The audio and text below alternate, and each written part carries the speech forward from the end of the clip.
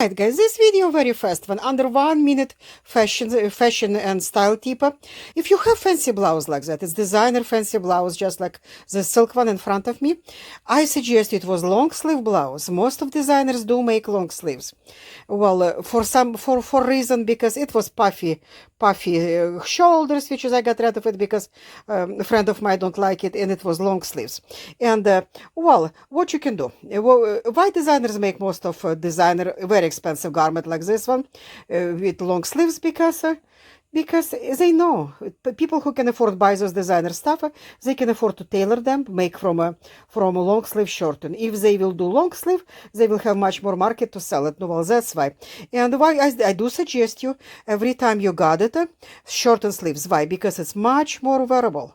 This way, you still can wear it in the cold times under jackets, and you still can wear it and at hot time or warm times. And you have already playlist about style and fashion suggestions under 3 minutes. No, well, I suggest you just click on the channel name below below my video and scroll to those playlists, and you will find that one. Or you can find much more style and fashion suggestions on my channel. Thank you, guys. And by the way,